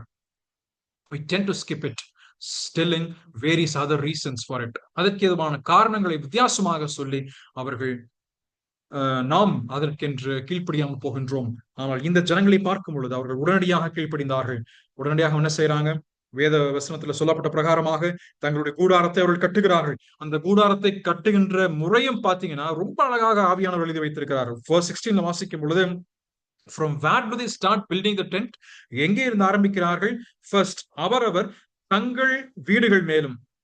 எங்கே பண்ணாங்க? தங்க வீட்டு மேல ஃபர்ஸ்ட், மொத்தம் வீட்டு மேல இல்ல, ஆப்போசிட்ல இருக்கிற வீடு மேல இல்ல, அல்லது இன்னொரு வேற ஆசாரியின் வீடோ மற்ற இருக்கின்ற நபருடைய வீட்டு மேல, தங்களுடைய வீட்டின் மேல் முதலாவதாக தங்களுடைய முற்றங்கள், தங்களுடைய வாசல், முற்றம் என்பது தங்களுடைய வாசல், the gates of their house. அதுக்கப்புறமாக தேவனுடைய ஆலய பிரகாரத்திலும் அங்க வர்றாங்க. அடுத்தது தண்ணீர் வாசல் வீதி, அப்புறம் எப்பிராயிம் வாசல் வீதி. அப்ப எங்க இருந்து ஆரம்பிக்கிற? the work has to be started, or the change has to be started from us. முதலாவதாக நம்மிடமிருந்து அந்த மாற்றம் ஆரம்பிக்கப்பட வேண்டும். அந்த மாற்றத்தை சொல்லும் பொழுது அவர்கள் தங்களுடைய வீடு, அப்புறமாக வாசல், அப்புறமாக ஆலய பிரகாரம், அப்புறமாக தெரு, அப்புறம் எப்ராயிமுடைய வாசல். அப்பொழுது எங்கே ஆரம்பிக்கின்ற? தங்களுடைய வீட்டிலிருந்து ஆரம்பித்து it started from their own house and then ends up at the streets of Ephraim. எப்ராயிமுடைய வாசல் வரைக்குமாக அவர்கள் சென்றார்கள். எவ்வளவு அற்புதமான ஒரு மன மாற்றத்தினுடைய ஆரம்பத்தை பாருங்கள். தங்களுடைய வீட்டிலிருந்து மாற்றமான முதலாவதாக என்னிடமிருந்து ஆரம்பிக்க வேண்டும். the change, the repentance has to start from me, and then to my gate, and then to the street, and then to the temple, the house of God, the courts of the house of God, and then to the streets of Ephraim, to the uttermost part. அங்கிருந்து ஆரம்பிக்க வேண்டும். ஆண்டவர் இயேசு கிறிஸ்து சீஷர்களுக்கு சொல்லும் பொழுது, நீங்கள் சாட்சிகளாக விளங்க வேண்டும். ஆனால் சாட்சியாக விளங்க வேண்டும் என்று சொல்லும் பொழுது, நீங்கள் பூமியின் கடையாந்திரங்களில் சென்று சாட்சி என்று ஆண்டவர் அங்கே ஆரம்பிக்கவில்லை. முதலாவதாக எருசலேம், இப்பொழுது இருக்கக்கூடிய எருசலேம்ல சாட்சி, அப்புறமாக நீங்கள் சமாரியா, அப்புறமாக பூமியின் கடையாந்திரம் எல்லாம் கடைசியாக வருகின்றது. ஆகவே எருசலேம், யூதேயா, சமாரியா, பூமியின் கடையாந்திரம், அதனுடைய the way that God expects us to be the testifying என்று சொன்ன ஒவ்வொரு பகுதியும் நம்ம இருக்கக்கூடிய இடம், அப்புறமாக அடுத்தது, அதைத்தான் இந்த ஜனங்கள் செய்கிறார்கள். இந்த பிரகாரமாக 17வது வசனத்தை வாசிக்கும் இந்த பிரகாரமாக சிறையிருப்பிலிருந்து திரும்பி வந்தவர்களின் சபையார் எல்லாரும் கூடாரங்களை போட்டு கூடாரங்களில் குடியேறினார்கள். இப்படியே நூனின் குமாரனாக யோசுவாவின் நாட்கள் முதற்கொண்டு அந்நாள் மட்டுமாக இஸ்ரவேல் புத்திரர் செய்யாதிருந்து இப்பொழுது செய்தபடியால் மிகுந்த சந்தோஷம் உண்டாயிற்று. There was great happiness. நீங்க முன்பதாக 9வது வசனத்தில் வாசிக்கும் போது there was great happiness, crying, அதுக்கப்புறம் weeping and then happiness. இங்கேயும் வாசிக்கும் போது there was a great happiness. நூனின் குமாரனாகிய யோசுவா நாட் துவங்கி அவர்கள் பின்பற்றவில்லையா? பின்பற்றினார்கள். They were following the feast of tabernacles. நீங்கள் எஸ்ரா 3ஆம் அதிகாரம் 4ஆம் வசனம், 2 நாளாகமும் 8:13 வாசிக்கும் பொழுது அவர்கள் பின்பற்றினார்கள். They were following and observing the feast of tabernacles, but not in this particular sense that was written in chapter 9. இந்த 9ஆம் அதிகாரத்தில் வாசிக்கின்றோமே, ஜனங்கள் எல்லாரும் ஒன்று கூடி வந்து அந்த ஒற்றுமையிலே, அந்த இருக்கக்கூடிய வேத வசனத்தை கேட்கின்ற வாஞ்சையிலே, அதே போல தங்களுடைய வாழ்க்கையை திருத்தி அர்ப்பணிக்க வேண்டும் என்ற அந்த முறையிலே அவர்கள் இதுவரைக்குமாக நூனின் குமாரனாய் யோசுவாவின் நாட்கள் துவங்கி இதுவரைக்குமாக அவர்கள் செய்யவில்லை. ஆனால் இப்பொழுது அவர்கள் செய்கிறார்கள். செய்த பின்பதாக அவருடைய மத்தியில் மிகுந்த சந்தோஷம், அவர்கள் ஜனங்களுடைய வாழ்க்கையில சொல்லட்டாத சந்தோஷம், கர்த்தருக்குள்ளாக இருக்கக்கூடிய சந்தோஷத்தினாலே அவர்கள் நிறைந்தார்கள். பிரியமானவர்களே, நம்முடைய வாழ்க்கையிலே சந்தோஷம் வர வேண்டுமானால், நம்முடைய குடும்பத்தின் மத்தியில சந்தோஷம் வர வேண்டுமானால், நம்முடைய சபையின் மத்தியில் இது போல ஒரு சந்தோஷம் வர வேண்டுமானால், அது வேத வசனத்தின் மூலமாகவே வர வேண்டும். அது வேதவசனம் மூலமாகத்தான் வரும். It has to happen only by the word of God and nothing else. There cannot be something, some medium. வாங்க நமக்கு ஒரு ட்ரிப் போலாம், ஒரு சந்தோஷமாக இருக்கலாம் என்றால் அந்த ட்ரிப் மூலமாக சந்தோஷம் வராது. Maybe on that particular day we will all be happy and singing together, oh Lord, praise God, thank you Lord, thank you Lord. But after the trip is over, and once it is over, then that's all. The happiness is gone. But when the happiness is through the word of God and through the Spirit of God and through the God of the word, then it will be last for a long time. அநேக நாட்கள் இந்த சந்தோஷம் நிலைத்திருக்கும். மிகுந்த சந்தோஷம் என்று சொல்வதுதான் through the word of God, தேவ வார்த்தையின் மூலமாக அந்த சந்தோஷம் ஏற்படும் பொழுது அது நீண்ட நாட்களாக அது பின்பற்றும். 18வது வசனத்தை வாசிக்கும் பொழுது முதல் நாள் துவங்கி கடைசி நாள் மட்டுமாக இந்த 7 நாள், இந்த பண்டிகை கொண்டாடக்கூடிய 7 நாளும் அவர்கள் என்ன செய்கிறார்கள்? இந்த வேத வசனத்தை கேட்கிறார்கள், ஆராதனை அவர்கள் செய்கிறார்கள், தேவனை தொழுது கொள்கிறார்கள். word centered worship sustained the revival. இந்த உயிர் மீட்சியை வேதாகமத்தினுடைய மையமாக வைத்து அவர்கள் ஆரம்பித்து அவர்கள் செய்கிறார்கள். கடைசியாக நான் வாசிக்கும் பொழுது 8ஆம் நாளோ வெனில் முறைமையின்படியே விசேஷித்த ஆசரிப்பு நாளாயிருந்து. 8ஆம் நாள் என்று சொல்வது நீங்கள் லேவியராகமம் 23வது அதிகாரத்தில் வாசிக்கும் பொழுது 8ஆம் நாள் அன்றைக்கு அவர்கள் என்ன செய்கிறார்கள்? அவர்கள் ஒரு ஒரு ஒரு எழுது, அதே போல அவருடைய அவருடைய ஒரு எருது, ஒரு ஆட்டுக்கடா, அதே போல 7 ஆட்டுக்குட்டிகளை அவர்கள் கொண்டு வந்து அவர்கள் பலியிட வேண்டும். அந்த லாஸ்ட், அந்த 8th day, a bullock, a ram, and 7 lambs were offered. We read this in Numbers chapter 29 verse 36. என்னாகவும் 29ஆம் அதிகாரம் 36 நாம் வாசிக்கும் பொழுது கொண்டு வருகிறார்கள். அதனுடைய 8 நாளில், அதனுடைய கடைசி நாளிலே அவர்கள் நின்று அந்த மகா பாவ பரிகார நாளை அவர்கள் கொண்டாடுகிறார்கள். அதனை கொண்டாடிவிட்டு அவர்கள் வீடு திரும்ப வேண்டும். இதுதான் அவர்களுக்கு 8ஆம் அதிகாரத்தின் நிறைவாக இருக்கின்றது. நாம் கடைசியாக வாசிக்கக்கூடிய அந்த according to the manner on the 8th day என்று சொல்லக்கூடிய இந்த 8ஆம் நாள் என்பது ஆண்டவர் இயேசு கிறிஸ்து யோவான் சுவிசேஷம் 7ஆம் அதிகாரம் 37வது வசனத்தில் வாசிக்கும் பொழுது ஆண்டவர் இயேசு கிறிஸ்து 8வது நாளில் அந்த பண்டிகையினுடைய அந்த உச்ச நாளிலே, அந்த லாஸ்ட் டேல, அந்த ஆண்டவர் இயேசு கிறிஸ்து எழுந்து நின்று அவர்களுக்கு எதுவாக இருக்கக்கூடிய தண்ணீரை அவர் சொல்லுகிறார். 7ஆம் அந்த வசனத்தை நாம் வாசித்து நாம் இன்றைக்கு நிறைவு செய்யலாம். John's Gospel chapter 7 verse 37. பண்டிகையின் கடைசி நாளாகிய பிரதான நாளிலே இயேசு நின்று சத்தமிட்டு, ஒருவன் தாகமாயிருந்தால் என்னிடத்துல வந்து பானம் பண்ண கடவன். வேத வாக்கியம் சொல்லுகிறபடி என்னிடத்துல விசுவாசமாயிருக்கிறவன் எவனோ அவன் உள்ளத்திலிருந்து ஜீவ தண்ணீர் உள்ள நதிகள் ஓடும். தம்மை விசுவாசிக்கிறவர்கள் அடைய போகின்ற ஆவியை குறிப்பிட்டு சொன்னார். இதனுடைய அர்த்தம் என்னவென்றால், இந்த 8ஆம் நாள் அன்றைக்கு ஜனங்கள் இந்த பலியை செலுத்துவதற்காக அங்கே தண்ணீர் வாசல் அன்றைக்கு ஓடுவார்கள். தண்ணீர் வாசலுக்கு ஓடி சென்று அங்கே தண்ணீரினாலே அந்த பலியை அவர்கள் கழுவி சுத்திகரித்துக் கொண்டு ஆண்டவருக்கு பலி செலுத்த வேண்டும் என்று வருவார்கள். அப்பொழுது வரக்கூடிய அந்த நேரத்திலே ஆண்டவராய் இயேசு கிறிஸ்து என்று அங்கே ஒரு வார்த்தையை சொல்கிறார். உங்க நதியில, உங்களுடைய உள்ளத்திலே அது ஜீவ தண்ணீர் உள்ள நதிகள் பாய்ந்தோடும். நான் குடிக்கிற தண்ணீருக்கு நீங்க அதனை குடிப்பீர்கள் என்று சொன்னால் உங்களுடைய உள்ளத்திலிருந்து ஜீவ நதிகள் பாயும் என்று சொன்னார். அப்படியானால் இங்கே கொடுக்க சொல்லப்படக்கூடிய அந்த ஆண்டவர் இயேசு கிறிஸ்து என்ற அந்த பலியை நீங்கள் விசுவாசிப்பீர்களானால் அந்த 8ஆம் நாளிலே சொல்லப்பட்ட விஷயம் அது நிறைவேறும். அவர்கள் மிகுந்த சந்தோஷத்தோடு கூட அவர்கள் தன்னுடைய வீடுகளுக்கு என்றும் திரும்பி அவர்கள் வர இருக்கிறார்கள். பிரியமான 8ஆம் அதிகாரத்தை நாம் வாசித்த பொழுது நாம் கற்றுக்கொண்டது வேத வசனத்தினுடைய முக்கியத்துவம், the indispensability of the word of God. வேத வசனம் எந்த நேரத்திலும் நம்முடைய வாழ்க்கையிலே தவிர்க்கப்படவே முடியாது. அதன் மூலமாகத்தான் நம்முடைய வாழ்க்கையிலே சந்தோஷம் காணப்படும். அதே போல பரிசுத்தமும் சந்தோஷமும் தேவன் நமக்கு என்று வைத்திருப்பார் என்றால் அதை தேவனுடைய வசனத்தின் மூலமாக, அதனுடைய உணர்த்துதலின் மூலமாக நாம் பெற்றுக்கொள்வோம். ஒவ்வொரு நாளும் நாம் வேத வசனத்தை வாசிக்கும் பொழுதும் தேவன் நமக்கு எதை கற்றுக்கொள்ள கொடுக்க வேண்டும் என்று விரும்புகின்றாரோ அதை நம்முடைய வாழ்க்கையில நாம் பின்பற்றி நம்மை திருத்திக் கொண்டு அந்த கண்ணாடியின் மூலமாக நம்மை திருத்தி நாம் ஜீவிப்பதற்கு கர்த்தர் தாமே நமக்கு உதவி செய்வாராக. ஆமென். ஒருவர் ஜெபித்து நாம் இந்த கூட்டத்தை நிறைவு செய்யலாம்.